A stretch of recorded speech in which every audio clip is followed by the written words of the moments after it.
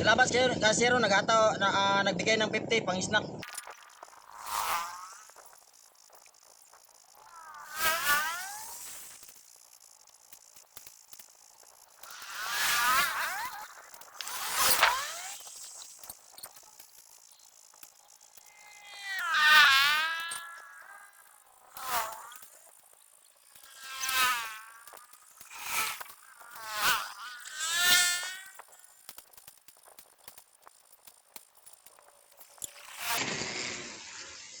Idol.